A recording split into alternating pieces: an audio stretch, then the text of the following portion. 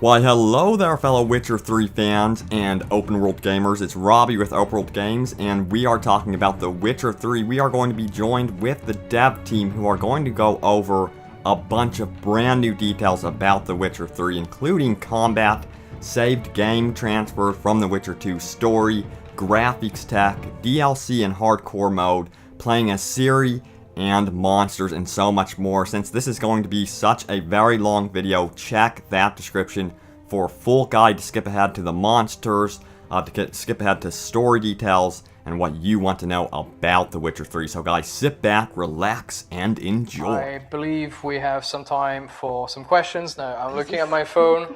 Don't worry, I'm not talking to my mom, even though she's sending me some stuff. I'm actually looking at some of the questions we're getting. From my brother. Question from a Dukan. Adukin wants to know, will we be seeing any of the characters that didn't make the cut from The Witcher 1 to Witcher 2? I think, if I remember correctly. So but the answer is, I know the answer. Do you know the answer to that? I do know the answer to that, and answer is... Yeah, I know the answer. Literally, it's a bit sad, but it's none of them. The answer is no. However, they are mentioned, and we never know. We're gonna start working on the DLC actually, so Who knows what comes from that? we might right? bring some back. But sorry. Oh, It's right. very sad, actually. It is quite sad. All right. Actually, I'm gonna ask you the next one one again as well. because I know you quite like crafting. This one is from Overworking me. Owain.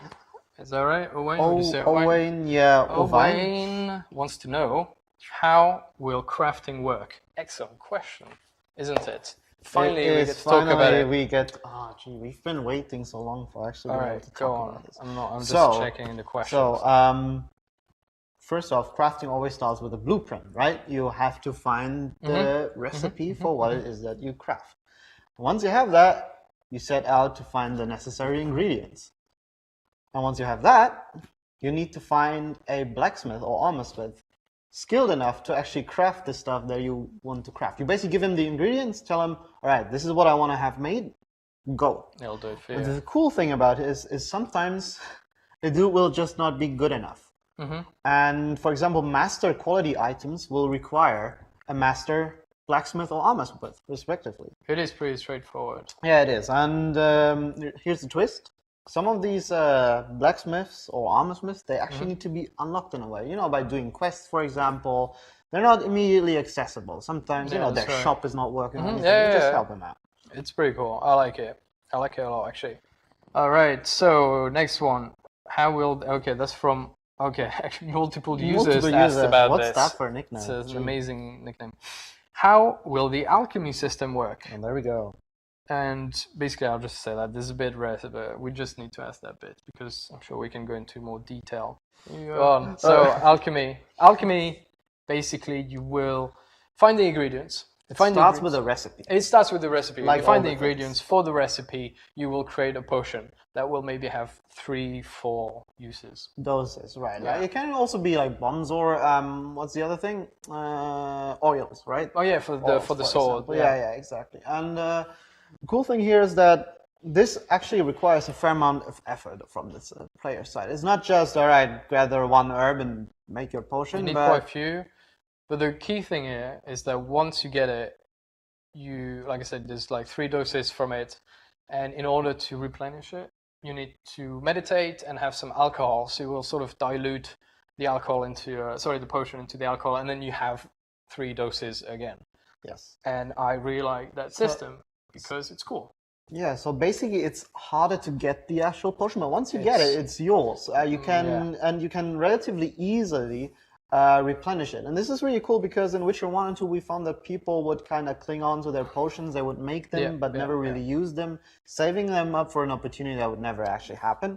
And this kind of system allows players to actually use your newfound toys, and that's a really and it works. Most importantly, it works. We tested it and we agree that it's the best way for people to just play with the potions and the, like we said, the oils and so on. Otherwise you end up with this thing like in Resident Evil, where you just finish the game and you have just lots of shotgun shells and so on because you're too scared to waste them and you didn't have fun with them, which ultimately you should. Yeah. So I think it's a great. It's actually really cool because also with how the recipes are balanced, it really feels like, you know, making a new potion really feels like something special. So We have Kenshi 2014. Does Geralt have? Does he have a wider range of melee combat animations and moves than the second game? Yes, definitely. Absolutely. We've added 96 sequences? Yeah, just I don't know. no, I thought it was just over 100. Yeah, over something 100. like that. You can unlock them depending on which branch in the skill tree you wish to go to. You know, it's if that's your thing, then yeah, you'll be able to unlock them. If you want to focus more on the spells, the signs. Yeah, I think then you can do that, or potions as well. You can focus on potions, so it really depends. I think there's been a lot of previews that's coming out today, ever since the embargo lifted, and they basically, combat has never been or has never looked so fluid. So sorry, it's someone. I think it's the same guy. He asked, "Can we opt to keep Geralt's beard rather than have it shaved off? It looks so badass." You can. Yes, you can. Of course, you can. Sure. I would not on my watch. His map says, "Can we meditate everywhere, or we'll have fireplaces?" I think there's some restrictions, but it's both though. I mean, if there's a fireplace, you can pretty much meditate unless it's someone's house.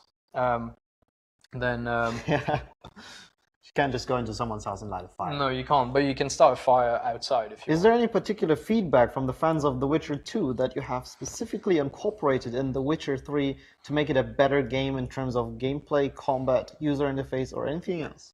Well, yeah, to the above. To the above, yes, to the above, isn't it? Really. Yeah. I mean, combat, like we were just saying, we've added a lot of animations. It's a lot more fluid. People wanted a much more responsive combat mechanic, so we really worked super hard on this to make sure that it really felt it was rewarding, it was still challenging, that you could pick it up quickly if you were one of the journalists that came to see us. Yeah, people feel quickly picked it up. They were able to and they pull feel up some... much more in control, right? Yeah. It's not that you get locked in an animation, but you really can just do one thing and then move to do the other. So that's really cool. Indeed. All right, so let's go. You want Which was the next one? Minicram. Minicram asks, do you plan to implement features for keeping the game away from aging like you did with Witcher 2 and Uber sampling? Thanks to that, The Witcher 2 is still one of the best looking games ever, I think. That's nice. It is. You're right, it is. We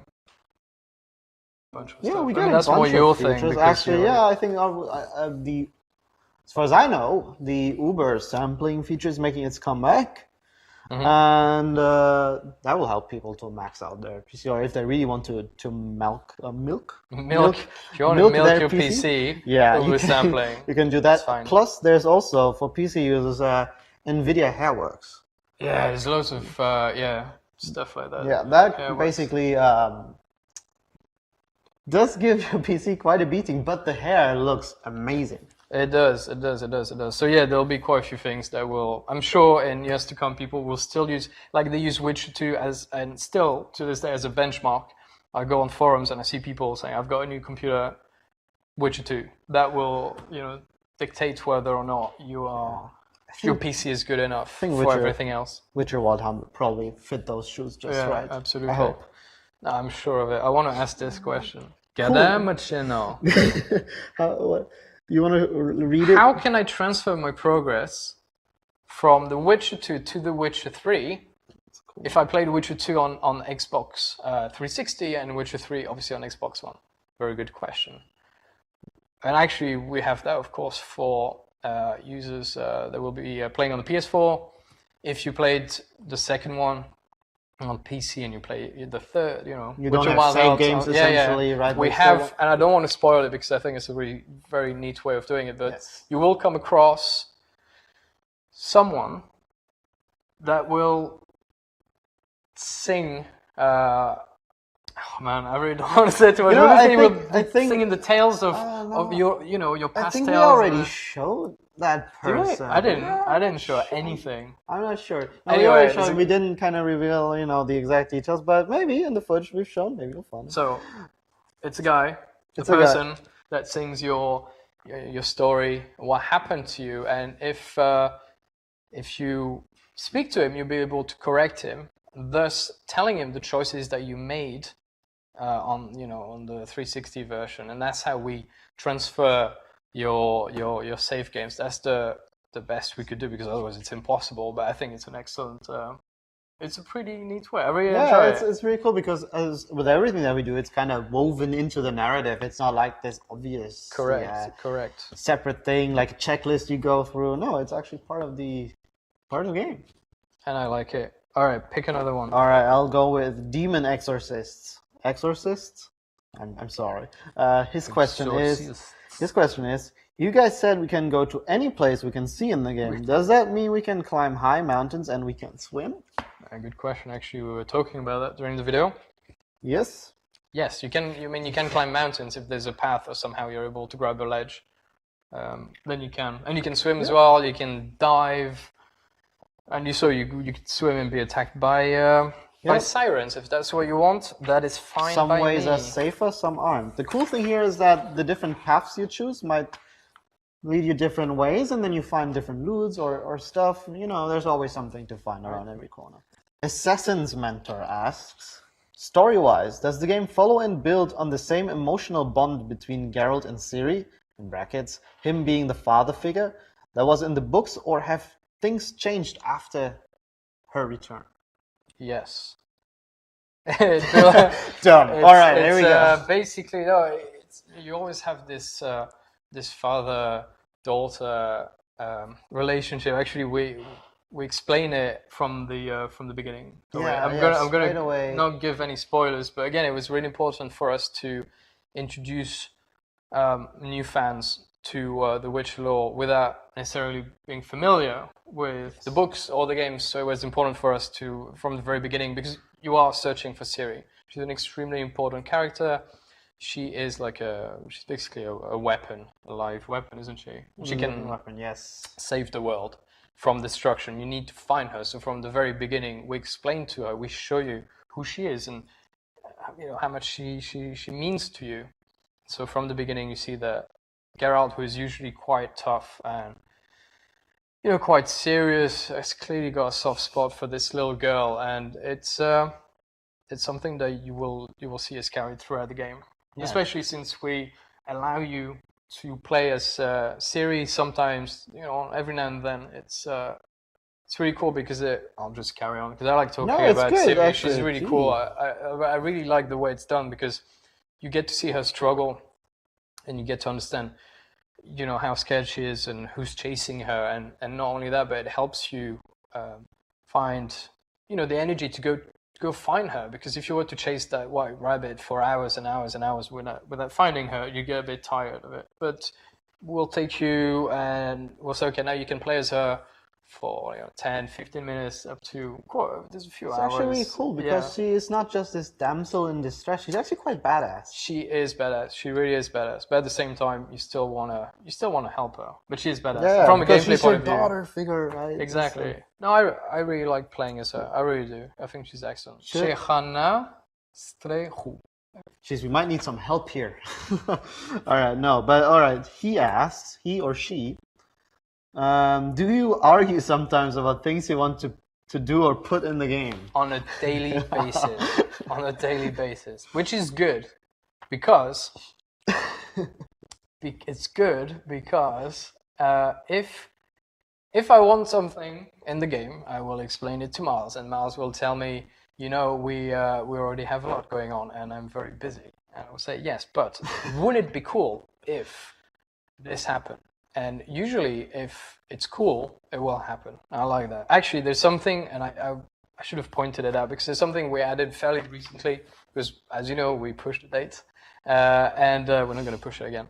But now we're utilizing this time to really polish the game and add things that we think were cool, such as, if you have a look at the beginning of this video, you will see that Geralt's sword will produce some sparks when he's swinging it and it hits a rock, and you'll see sparks flying, which works really well in caverns and all that, and I think that's cool. And that's basically someone saying, would it be cool if, and then people going, I think it would be, and then it gets done. It takes time. I mean, technically that's not really arguing, but sometimes you really need to argue and say. We have there a lot of locations team actually. When we used to set up all the locations, we often get in like these not heated but still arguments where we go, this is better for location. No, this is better. It is heated. And it's very heated. No. They wouldn't agree ever. And ultimately, it always works out for the better of the location. It's like someone steps back from his work and goes, "Yeah, maybe you're right. Maybe you're right," and then things get changed. And ultimately, it's always better for the location and better for the game. Would it be cool if we pushed the date for the game? Yes, said the team. We have more time to make it better. Winu says, when you get to play as Ciri, will she be playable for some quest parts only? For example, the same way how the character switched in the Witcher 2 quest, The Eternal Battle. I remember that. Yes.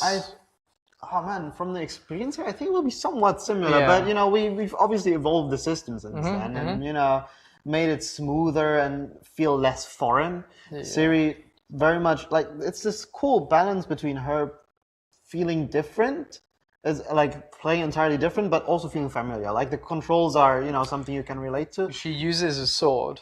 She has a sword. Exactly, but it's still, third person. There is the ability to block and dodge and so on. But because she was trained as a witcher, but she wasn't meant to be a witcher. She was meant to be a sorceress, and that means you have this strange hybrid. Yeah. And the dodge, I love dodging with her. It manifests in her playstyle. Yeah, the playstyle. Yeah, we'll just say that. I really like playing as Ciri. When Ciri comes on, I remember when I first did a playthrough, it was like, yes. Did I mention she was a badass? It really she is badass. She is the badass. Kmag94 asks, so my first question is about the crossbow. I was wondering if you shoot a griffin in the wings, will that take away its ability to fly or just cause damage? It will. Yeah, the damage is global actually. But the way monsters work is that you will need to take them through different stages of the combat. This one in particular, you can bring it down by shooting him pretty much anywhere, and it will crash, and then you can get close, or maybe you don't want to get close because the griffin's got a couple of special attacks. That will destroy you if you're on the ground with it. So you need to figure out basically the patterns. They are boss fights at the end of the day. Ultimately they're need to be strong. prepared. There are some really strong monsters, and the cool thing is that some things you can do in the game, like craft specific bombs or something, they can weaken monsters and actually disable entire abilities. Yeah. In some cases, like a werewolf, you would disable a whole ability if you use the silver shrapnel bomb that will stop it from regenerating. Yeah, we had that. We had during one of our E3 presentations, we had one of our players actually fail hitting the one silver bomb he had at the werewolf. And suddenly the werewolf fight got a lot harder. But the people, they liked it. You can do it. You can do it if you, in fact, that links on to the next question. Lexaran or Lexaran asks, how hard is the game? Very good question. Well, it can be very hard. It depends. I was talking to Marcin Iwinski, who is one of the co-founders of the company. I was talking to him a few days ago because he will play on easy. He will play on easy because he is more focused on the story. He wants to just breeze through the game and appreciate the story without dying all the time, and that's fine, But we had this one guy, I forgot his name, one of the journalists, I think it was in San Francisco.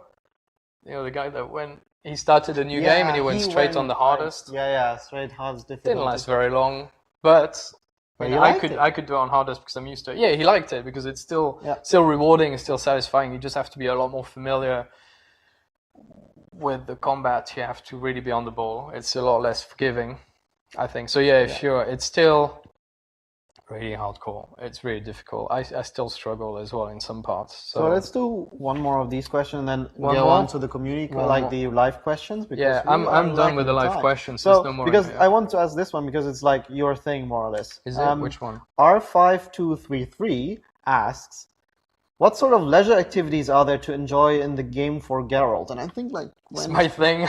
Leisure game. That'll be your thing. Yeah. Gwent, indeed. Well, we have quite a few mini games. A few mini games we've brought back fist fighting.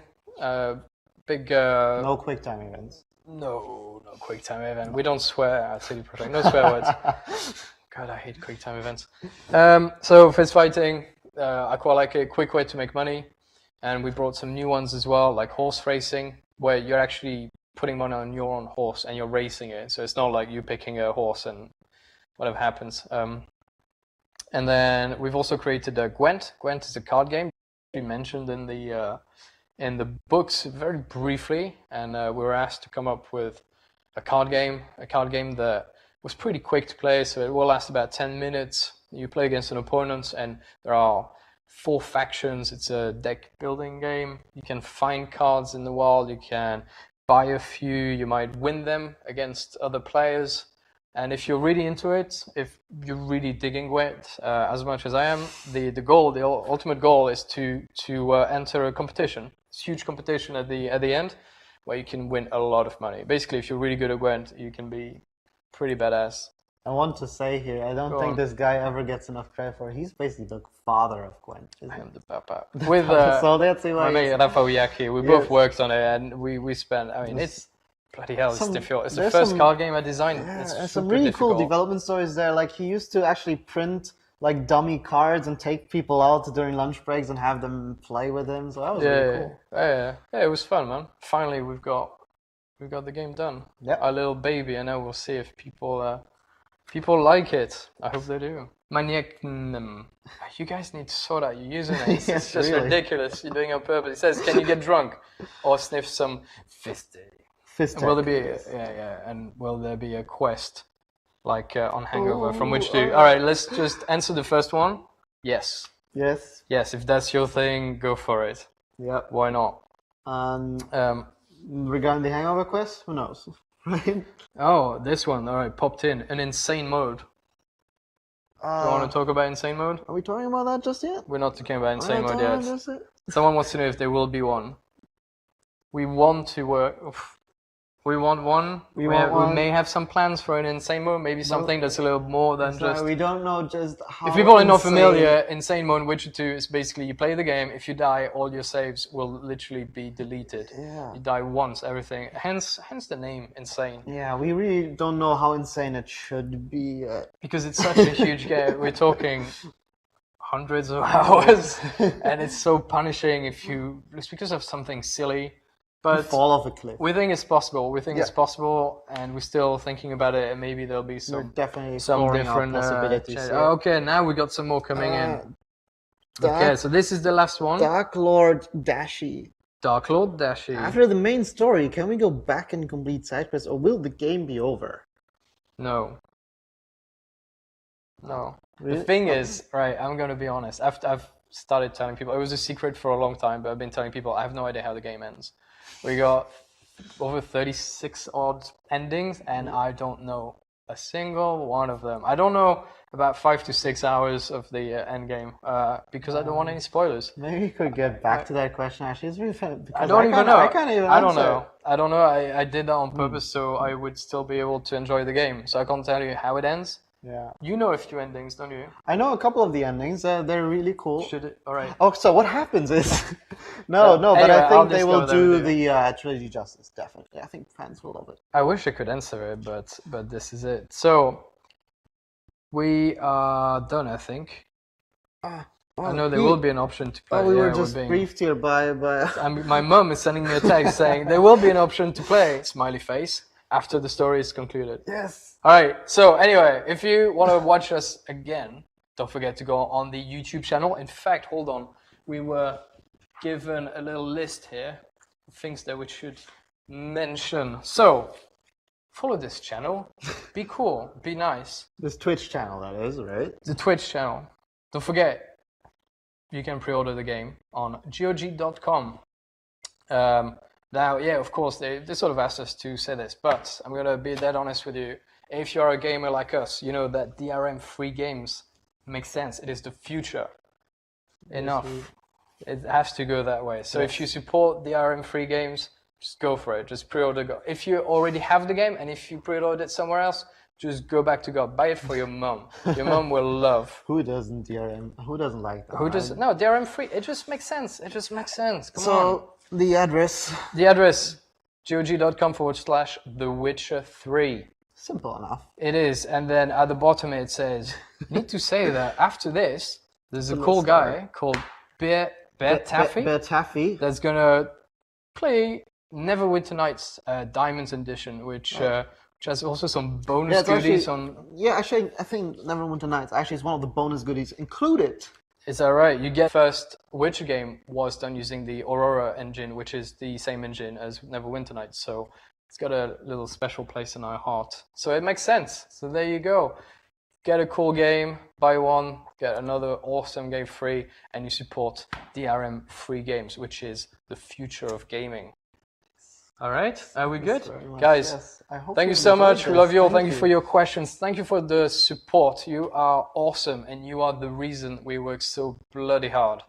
And we love you very, very much, and we hope you enjoy the game as much as we do. Mwah! Thank you very much, everyone.